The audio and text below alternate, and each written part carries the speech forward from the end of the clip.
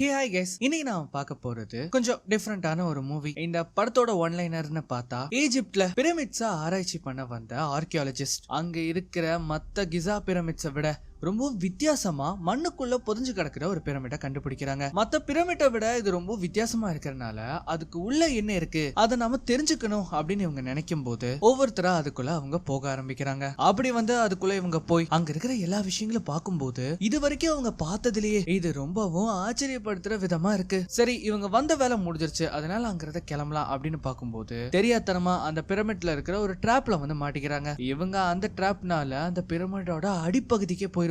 இவங்க எப்படியாவது அங்கிருந்து தப்பிக்கணும். அப்படி இவங்க தப்பிக்கலான்னு பார்க்கும்போது இவங்களுக்கு காத்துட்டு இருந்த அதிர்ச்சி. இவ்வளவு காலமா அந்த இடத்துக்குள்ள அடைஞ்சு கடந்த ஏதோ ஒரு விஷயம் இவங்கள வெளியில போக விடாம தடுக்குது. அது கிட்ட இருந்து இவங்க தப்பிச்சாங்களா இல்லையா, கடைசியில அந்த பிரமிடை விட்டு இவங்க வெளியில வந்தாங்களா இல்லையாங்கிறத பத்தி சொல்ற கதை தான் 2014 வெளியான தி பிரமிட். அண்ட் ஒன்ஸ் அகைன் இது உங்க நேர டைம் தமிழ் சேனல். வீடியோ பார்த்துட்டு இருக்கவங்க சப்ஸ்கிரைப் பண்ணலைன்னா மறக்காம சப்ஸ்கிரைப் பண்ணிக்கோங்க. பக்கத்துல இருக்கிற பெல் ஐகானை பிரஸ் பண்ணி அதுல ஆளுங்கதை செலக்ட் பண்ணுங்க. அப்பதான் நான் போற இந்த மாதிரியான வீடியோஸ் எல்லாம் உங்களுக்கு நோட்டிபிகேஷனா வரும். இந்த வீடியோ பிடிச்சிருந்தா மறக்காம உங்க ஃப்ரெண்ட்ஸ் அண்ட் ஃபேமிலிக்கு ஷேர் பண்ணுங்க. இந்த வீடியோ பிடிச்சிருந்தா மறக்காம ஒரு லைக்கும் கொடுங்க. படத்தோட ஆரம்பம் ஆகஸ்ட் 2013 ஈஜிப்ட்ல இருக்கிற கைரோவை காட்டுறாங்க. அமெரிக்கன் ஆர்கியாலஜிஸ்ட் சேர்ந்த ஒரு டீம் ஒரு வித்தியாசமான பிரமிட் மண்ணுக்கு அடியில புதைஞ்சு கிடக்கிறத கண்டுபிடிக்கிறாங்க. இந்த அறிவிப்பு வெளிவந்த உடனே அங்க இருக்கிற சிச்சுவேஷனை வச்சு நம்ம தெரிஞ்சுக்கலாம். அங்க ஒரு பெரிய கலவரம் வந்து நடந்துட்டு இருக்கு. இத வந்து ஒரு டாக்குமெண்ட்ரியா எடுக்க வந்தவங்களையும் அந்த கலவரத்தை சேர்ந்தவங்க எல்லாருமே தடுத்து நிறுத்த பாக்குறாங்க. அண்ட் இது ஒரு பக்கம் இருக்கும்போது இங்க அந்த மண்ணுக்கு அடியில இருக்கிற பிரமிட இவங்க எப்படியாவது தோண்டி அதோட நுழைவாயில கண்டுபிடிக்க முடியுமான்னு அவங்க ட்ரை பண்ணிட்டு இருக்காங்க. அதுக்கு ஒன்னல ரெண்டுல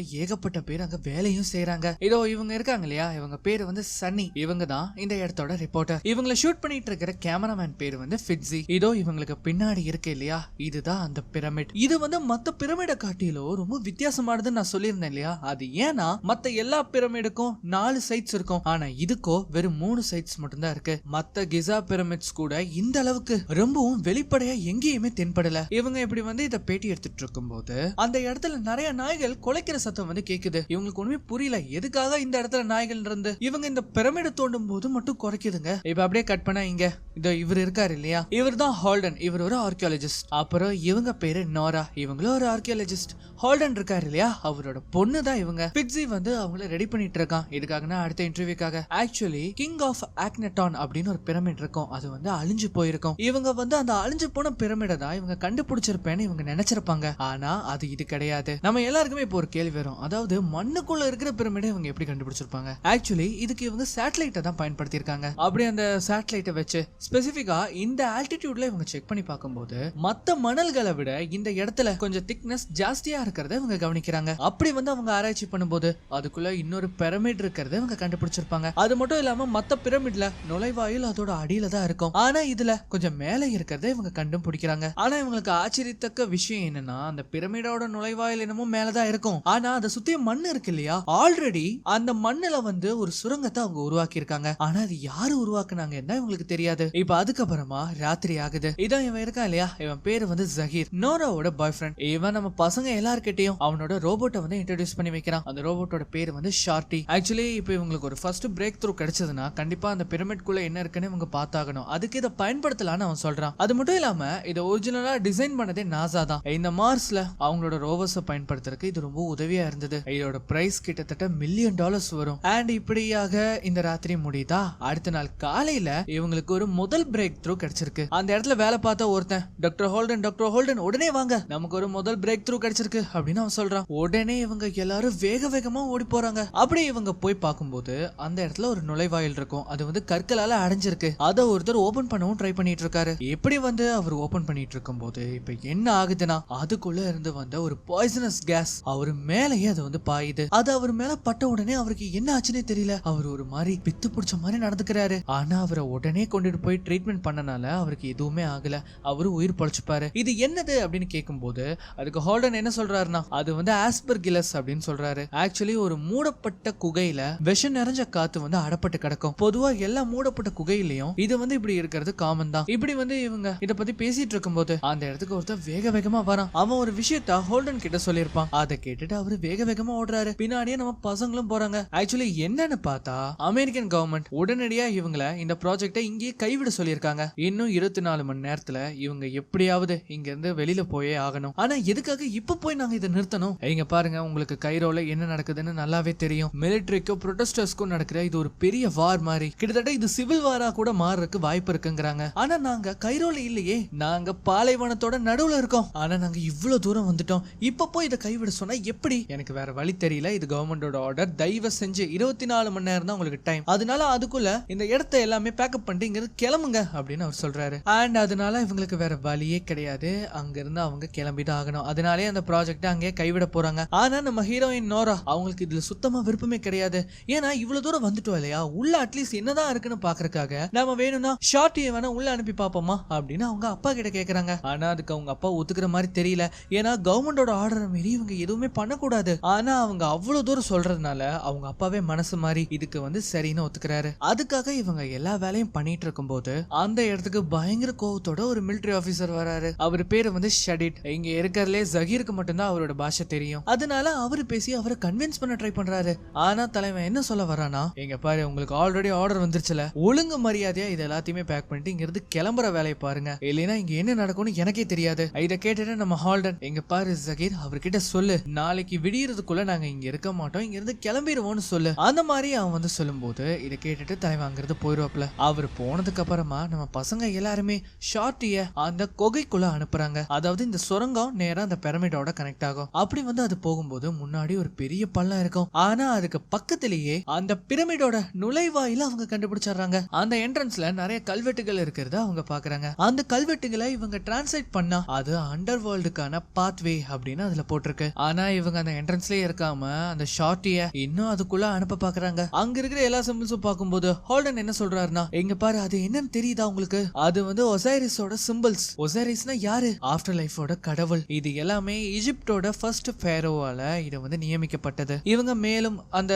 ரோவரை அதுக்குள்ள செலுத்திட்டு இருக்கும் போது திடீர்னு ஏதோ ஒண்ணு அதை தாண்டி போற மாதிரி இவங்களுக்கு தெரியும். இவங்களுக்கு அதை பார்த்த உடனே தூக்கி வாரி போட்டுரும். அது என்னவா இருக்கும் அப்படின்னு இவங்க யோசிக்கும் போது அதை பார்க்க நாய் மாதிரி வேற இருந்ததா. இங்கதான் அந்த பிரமிட தோண்டும் போது நிறைய நாய்கள் இருந்ததே, கண்டிப்பா ஒரு நாய் அதுக்குள்ள போயிருக்கும் அப்படின்னு அவங்க நினைக்கிறாங்க. ஆனா இவங்க அதை பெரிய விஷயமாவே எடுத்துக்கல. திரும்பவும் என்ன பண்றாங்கன்னா அந்த வண்டியை இன்னும் ஆழமா உள்ள இறக்குறாங்க. இப்படி அது போய் அங்க இருக்கிற எல்லா இடத்தையும் ரெக்கார்ட் பண்ணிட்டு இருக்கும் போது ஏதோ ஒண்ணு அது பயங்கரமா அட்டாக் பண்ற மாதிரி தெரியுது. கொஞ்ச நேரத்திலேயே அதோட கனெக்ஷனும் கட் ஆகுது. அதாவது ஷார்ட்டி இப்போ ஆஃப்லைன்ல போயிருச்சு. கண்டிப்பா நான் உள்ள போய் அதை எடுத்துட்டு வரணும் அப்படின்னு சொல்லும் போது, இல்ல வேணாம், நீ அதுக்குள்ள போகவே கூடாது, அதுக்குள்ள அப்படி என்ன இருக்குன்னு கூட நமக்கு தெரியாது. என்ன நீங்க விளையாடுறீங்களா? நான் ஏற்கனவே என்ன சொன்னேன், அது கிட்டத்தட்ட $3 மில்லியன் ஒர்த்தான ஒரு பொருள். நான் அதை லோன்ல தான் எடுத்தேன். இதை மட்டும் நான் திருப்பி கொண்டு போய் கொடுக்கலைன்னா கண்டிப்பா நாசா என்ன தொலைச்சு கட்டிடுவானுங்க. சோ அதனால இவங்களுக்கு வேற வழியே இல்ல, உள்ள போய் அதை எடுத்துட்டு வந்துதான் ஆகணும். அதனால எல்லாருமே அதுக்குள்ள போறாங்க. இப்போ அதுக்குள்ள அவங்க போறாங்கன்னா கண்டிப்பா அதை ரெக்கார்ட் பண்றதுக்காக அவங்க யோசிப்பாங்க இல்லையா,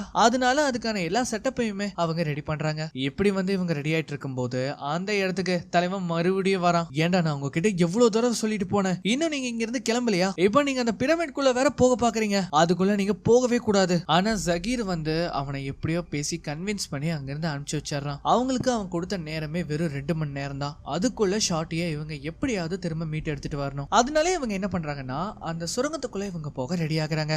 அப்படி இவங்க போறதுக்கு முன்னாடி இவங்க உடம்போட சேர்த்தி ஒரு கயிறையுமே அங்க கட்டி வச்சுக்கிறாங்க. ஏன்னா ஒருவேளை இவங்களுக்கு வெளியில வர பாதை மறந்து போனாலுமே இது இவங்களுக்கு உதவி பண்ணும். எல்லாரும் ஒரு மாஸ்க போட்டுக்கிட்டு வேக வேகமா அந்த சுரங்கத்துக்குள்ள போறாங்க. அப்படி சுரங்கத்துக்குள்ள போகும்போது அந்த பிரமிடோட என்ட்ரன்ஸ் வரும். அப்படி அந்த சுரங்கத்துக்குள்ள கொஞ்சம் தூரம் போனா ஷார்ட்டியோட அந்த கேமரா மட்டும் அங்க கிடக்கும். ஆனா மீத பாதி எங்க போயிருக்குன்னு தெரியாது. ஏன்னா அது 4 வழி பாதை. அந்த 4 வழியில எங்க வேணாலும் அதோட மீத பாதி போயிருக்கலாம். இவங்க இத பத்தி யோசிச்சுட்டு இருக்கும் போது நம்ம ஃபிட்ஸி, கைஸ் கொஞ்சம் மேல பாருங்களேன், அங்க ஒரு பெரிய ஹோல் இருக்கு, அது என்னன்னு தெரியுதா அப்படின்னு அவன் காட்டுறான். இத பார்த்துட்டு நம்ம ஹீரோயின் என்ன பண்றாங்கன்னா அதுக்குள்ள போறாங்க. அவ அதுக்குள்ள இருக்கிறதெல்லாம் பார்த்து ஒரு மாதிரி பிரமிச்சு போயிருவா. இங்க பாருங்க, நீங்க இத பார்த்தே ஆகணும், தயவு செஞ்சு மேல பாருங்க அப்படின்னு அவன் சொல்றான். என்னன்னு உள்ள பார்த்தா அந்த காலத்துல இஜிப்தியன்ஸ் பயன்படுத்தின எல்லா போர்க்கருவிகளும் இந்த இடத்துல மறைக்கப்பட்டிருக்கு. ஆக்சுவலி இது ஒரு டாம் தானே, அதுக்குள்ள இவ்வளவு விஷயங்கள் இருக்குமா அப்படின்னு நினைச்சு இவங்க ஆச்சரியப்படுறாங்க. இது எல்லாமே ஃபேரோஸ் பயன்படுத்தினது. ஃபேரோஸ் இறந்ததுக்கு அப்புறமா அவங்களோட ஆஃப்டர் லைஃப், அதாவது இறந்ததுக்கு அப்புறம் ஒரு உலகம் இருக்குமே,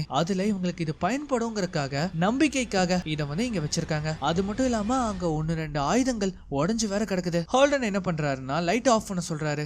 ஏன்னா அதுல வந்து ஒரு ஸ்ப்ரே அடிச்சு பார்க்கும்போது அது இருட்டுல ரொம்ப பிரகாசமா தெரியறத இவங்க கவனிக்கிறாங்க. இது என்ன அப்படின்னு கேட்கும்போது இது காஞ்சு போன ரத்தம் அப்படின்னு அவங்க சொல்றாங்க. சரி, இதை வச்சு நீங்க என்ன பண்ணுவீங்க? இதை நாம எடுத்துட்டு போய் அனலைஸ் பண்ணோம்னா இது எந்த வருஷத்துல பயன்படுத்தப்பட்டது, இதுக்கு எவ்வளவு ஏஜ் ஆயிருக்கும்னு நம்மளால கண்டுபிடிக்க முடியும் அப்படின்னு அவர் சொல்றாரு. அதனாலேயே இதை இவங்க சாம்பிளா எடுக்கவும் செய்யறாங்க. இப்படி இதை வந்து பேசிட்டு இருக்கும்போது அப்பதான் இவங்க ஒரு விஷயத்தை நோட்டீஸ் பண்றாங்க. என்னன்னா இவங்க வெளியில போறதுக்காக ஒரு கயிறை கட்டிட்டு உள்ள வந்திருப்பாங்க இல்லையா, அந்த கயிறு வந்து அறுந்து போயிருக்கும். அவ்வளவுதான், பசங்களுக்கு வந்து அள்ளு விட்டுரும். ஆனா ஹால்டன் என்ன சொல்றாருன்னா, பயப்படாதீங்க, நம்ம இங்க பக்கத்துல தான் இருப்போம், நாம சீக்கிரமே வெளியில போயிடலாம் அப்படின்னு அவர் சொல்றாரு. அதனாலேயே எல்லாரும் உடனே வேக வேகமா வெளியில வராங்க. வெளியில வந்துட்டு நம்ம ஹீரோயின் சொல்றாங்க, வாங்க இந்த வழியில தான் போகணும் அப்படின்னு சொல்லும்போது, இல்ல ஒரு நிமிஷம் இரு, நம்ம அந்த வழியில எல்லாம் வந்தோம். டே, என்ன விளையாடுறீங்களா? இந்த வழியில தாண்டா நம்ம வந்தோம். இந்த மாதிரி ஒவ்வொருத்தர் மாத்தி மாத்தி வழி சொல்றாங்க. ஏன்னா இந்த 4 வழி பாதை எல்லாமே ஒரே மாதிரி இருக்கு. இவங்களுக்கு எந்த வழியில போறதுனே தெரியல. எல்லாருமே என்ன பண்றாங்கன்னா, நம்ம ஹீரோயின் சொன்னா அந்த வழியில நோக்கி போறாங்க. ஆனா அந்த வழிய போகும்போது இவங்க உள்ள வந்திருப்பாங்க இல்லையா, இவங்க உள்ள வர்றதுக்கு எடுத்துக்கிட்ட நேரத்தை விட இதுக்குள்ள போறதுக்கு இன்னும் நேரம் அதிகமாகுது. அந்த மாதிரி இவங்க கொஞ்சம் தூரம் போகும்போது திரும்பவும் ஒரு 4 வழி பாதை வருது. இவங்களா லிட்டரலி குழம்பி போயிருவாங்க. மேலும் இவங்க வந்த பாதைக்கு ஆப்போசிட்டா இருக்கிற பாதையில போயிட்டு இருக்கும் போது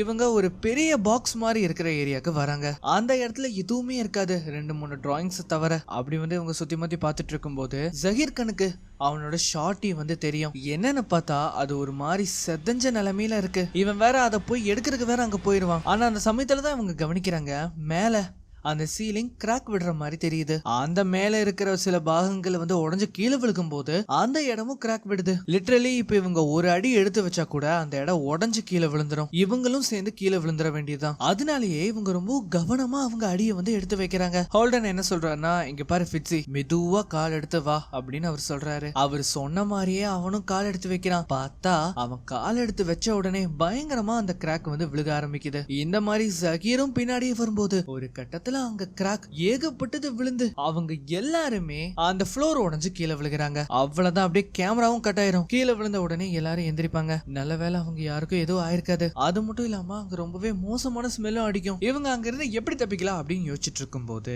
மேல இருந்து ஒரு பாறாங்கல் நேரா ஜஹீரோட கால் மேலேயே விழுந்துரும். அவனோட ஒரு கால் அந்த பார்க்கை கீழே வசமா மாட்டிக்குது. இந்த நிலைமையில இப்ப இது வேற ஒரு பெரிய பிரச்சனையா போயிருச்சு. அவனுக்கு முதல்ல தண்ணி எல்லாம் கொடுத்து சமாதானப்படுத்த பாக்குறாங்க. ஏன்னா இவங்களால இந்த கல்லை வந்து நகர்த்த முடியாது. வெளியில இருந்து யாரையாவது உதவிக்கு கூப்பிட்டுட்டு வந்துதான் இவங்களை வந்து காப்பாற்றவே முடியும். எங்க இவங்க நம்ம ஜஹீரை வந்து சமாதானப்படுத்திட்டு இருக்கும் போது சனி என்ன பண்றாங்கன்னா, அவங்களுக்கு மேல இருக்கிற ஒரு பெரிய ஹோலை வந்து பாக்குறாங்க. அவங்க என்ன சொல்றாங்கன்னா, இந்த மாதிரி எனக்கு ஒரு சின்ன ஹெல்ப் பண்ணீங்கன்னா நான் இது மேல ஏறி இங்க இருந்து தப்பிக்க ஏதாவது வழி இருக்கான்னு நான் பாப்பேன் அப்படின்னு அவங்க சொல்றாங்க. அதனாலேயே ஃபிட்ஸியும் நம்ம நோராவும் சேர்ந்து அவங்கள மேல ஏத்தி விடுறாங்க. அப்படி வந்து இவங்க அது மேல ஏறி பார்க்கும்போது ஒரு சின்ன டனல் அந்த இடத்துல போற மாதிரி இவங்களுக்கு தெரியுது. அப்படியே அதுக்குள்ள போலாம் அப்படின்னு இவங்க ட்ரை பண்ணும்போது அதுக்குள்ள ஏதோ ஒண்ணு இருக்கு. என்னன்னு பார்த்தா அது எந்த மாதிரியான விலங்குனே இவங்களால சொல்ல முடியல. அது கண்ணிமிக்கிற நேரத்துல இவங்க முகத்திலேயே ஒரு கோடு போட்டுரும். அவ்வளவுதான், அப்படியே கீழே பொத்துன்னு விழுகிறாங்க. உனக்கு என்ன ஆச்சு, எதுக்காக இப்படி கீழே விழுந்த அப்படின்னு வந்து கேட்கும்போது, நான் அங்க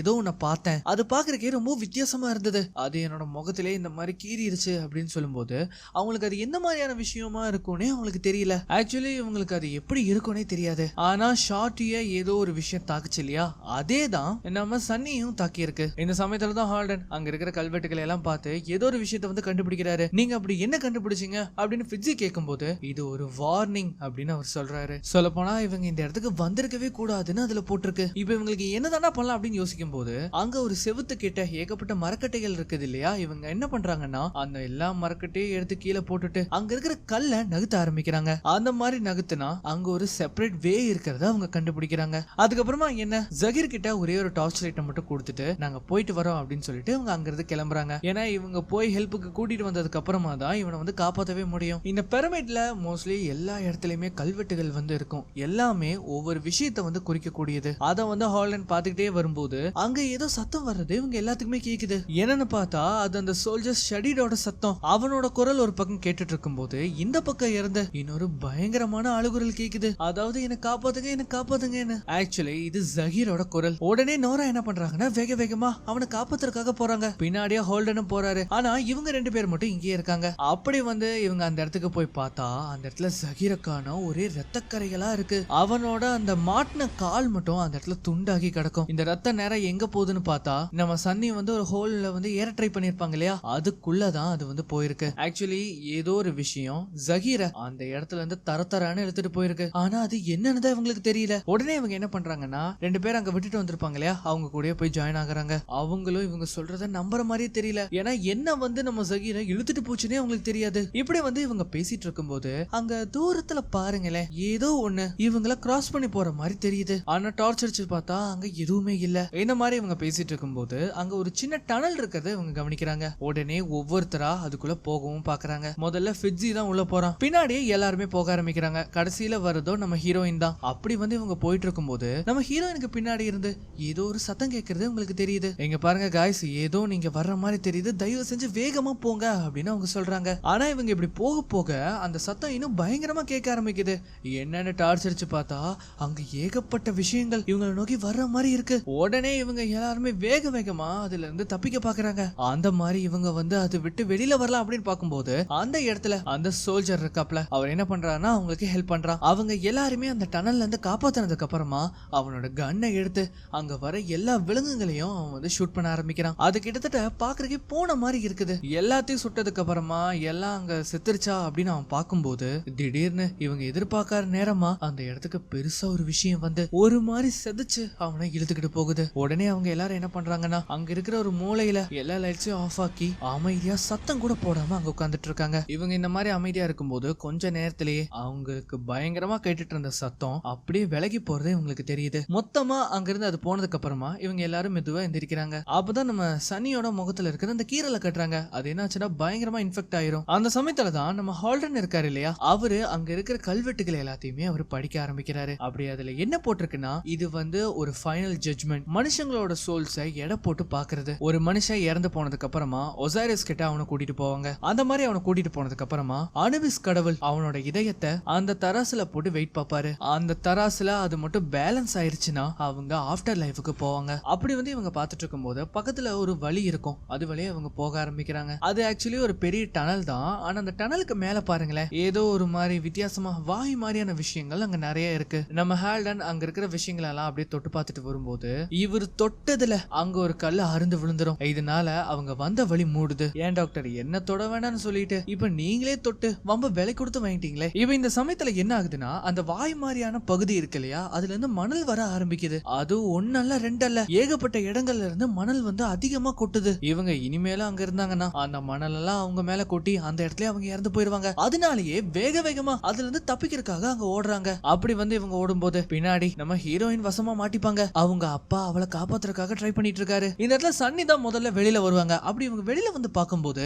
இவங்களுக்கு கீழே பெரிய பள்ளம் இருக்கு. அந்த பள்ளத்துல பாருங்களேன் நிறைய முள்ளு முள்ளா ஏதோ பாக்குறதுக்கு ட்ராப் மாதிரி இருக்கு. இவங்க அங்க விழுகாம இப்படி தப்பிச்சிருவாங்க. ஆனா பின்னாடி வேகமா வந்து ஃபிட்ஸி ஒரு தள்ளு தான் தள்ளுவான். அப்படியே அவங்க அங்க விழுந்ததுல அவங்க மேலையெல்லாம் அது ஏத்திரும். எங்கேயா நம்ம டாக்டர் ஹால்டன் அவங்க பொண்ணை காப்பாத்த ட்ரை பண்ணிட்டு இருக்காரு. ஆனா ஃபிட்ஸியால சனியை காப்பாத்தவே முடியாது. இந்த சமயத்துல அந்த பூனை மாதிரியான விலங்குகள் அவளை வந்து அட்டாக் பண்றதுக்கு அங்க வருதுங்க. அதுங்க அங்க வந்தது மட்டும் இல்லாம அவளை பிச்சு ஒரு மாதிரி கொதற ஆரம்பிக்குதுங்க. இவனோ கையில கிடைக்கிறதெல்லாம் எடுத்து தூக்கி வீசுறா அதுங்களை துரத்துறதுக்காக. ஆனா அதுங்க அங்க இருந்து போற மாதிரியே தெரியல. எங்க நம்ம ஹோல்டன் நோராவை எப்படியோ காப்பாத்திடுவாரு. சரி சனி எங்க அப்படின்னு வந்து கேட்கும்போது அப்பதான் அவ கீழே மாட்டிட்டு இருக்கிறத பாக்குறாரு. உடனே அவர் என்ன பண்றாருன்னா இவங்க எமர்ஜென்சிக்காக 2 பிளேர் எடுத்து வச்சிருப்பாங்க. அத வந்து பத்த வச்சு அந்த இடத்துல போட்டு அதுங்க எல்லாத்தையுமே அவர் விரட்டுறாரு. அதுங்கெல்லாம் போனதுக்கு அப்புறமா அங்க வந்து ஒரு கயிறை கட்டி மெதுவா எல்லாரும் கீழே வராங்க. இந்த மாதிரி கீழே வந்ததுக்கு அப்புறமா சனியை வந்து இவங்க எப்படியாவது காப்பாத்தி ஆகணும். ஆனா அவ ஒரு மாதிரி எக்கு தப்பா அந்த இடத்துல மாட்டி இருக்கா. அவளை கொஞ்சம் நகுத்தினாலும் அவளுக்கு பயங்கரமா வலிக்கும். ஆனா எப்படியோ இவங்க கஷ்டப்பட்டு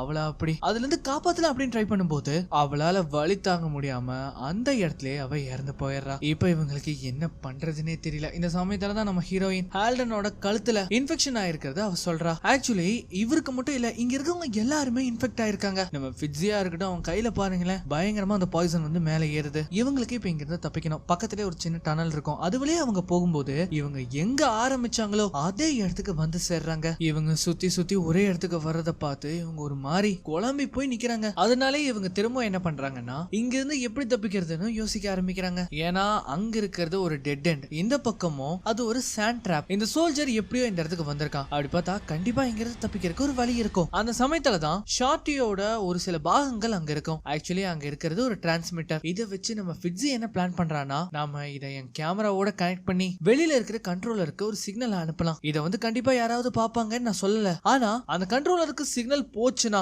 சப்போஸ் அந்த இடத்துக்கு வர்றவங்க அந்த சிக்னல் மூலமா நம்மள காப்பாத்த வரலாம். அந்த மாதிரி சொல்லி இவன் என்ன பண்றான்னா இந்த நேரத்துல என்ன நடக்குது அப்படிங்கறத ஹால்டன் மூலமா அது ஒரு வீடியோவா பதிவு பண்ணி டிரான்ஸ்மிட்டர் மூலமா கண்ட்ரோலருக்கு அனுப்புறான். இப்படி வந்து இவங்க அதை ரெக்கார்ட் பண்ணிட்டு இருக்கும் போது நம்ம ஹீரோயினுக்கு அந்த இடத்துல காத்து வர்றத அவங்களால ஃபீல் பண்ண முடியுது. அதுவும் இங்க வைக்கப்பட்டிருக்கு இல்லையா சிலைகள், இதுக்கு பின்னாடி இருந்து காத்து வர்றத அவங்களால ஃபீல் பண்ண முடியுது. அப்படின்னா கண்டிப்பா இதுக்கு பின்னாடி ஏதோ ஒண்ணு இருக்கும். ஏன் அது நாம தப்பிக்கிறதுக்கான வழியா கூட இருக்கலாம். அந்த மாதிரி சொல்லி ஹால்டன் என்ன பண்றாருன்னா அங்க இருக்கிற எல்லா சிலைகளையும் அவர் வந்து தொட்டு பார்த்து இதை ஓபன் பண்றதுக்கான ட்ரிகர் எங்கேயாவது கிடைக்குதான்னு அவர் பாக்குறாரு. அந்த மாதிரி அந்த சிலையில இருக்கிற ட்ரிகரை அவர் வந்து பிரஸ் பண்ணும்போது அந்த சிலை மெதுவா நகர ஆரம்பிக்குது. என்னன்னா இதுக்கு பின்னாடி ஒரு பெரிய சுரங்கம் இருக்கிறது இவங்க கவனிக்கிறாங்க. இந்த கல்லுக்கு முன்னாடியோ நல்ல சிற்பங்கள் தான் இருக்கு, ஆனா இதுக்கு பின்னாடி ரொம்ப கொடூரமான கல்வெட்டுகள் அங்க இருக்கு. அந்த மாதிரி இவங்க அதெல்லாம் பார்த்துட்டு மெதுவா அந்த சுரங்கத்துக்குள்ள அவங்க நடந்து போறாங்க. இவங்களும் போறாங்க அந்த பாதை போயிட்டே இருக்கு. ஆனா ஒரு கட்டத்துல அவங்க ஒரு டாம் கிட்ட வராங்க. அது கண்டிப்பா ஒரு சமாதியா தான் இருக்கும். இவங்க இத மாதிரி சுத்தி பார்த்துட்டு இருக்கும் போது அந்த சமாதிக்கு பின்னாடி ஒரு இறந்து போன உடல் இருக்கிறத அவங்க பாக்குறாங்க.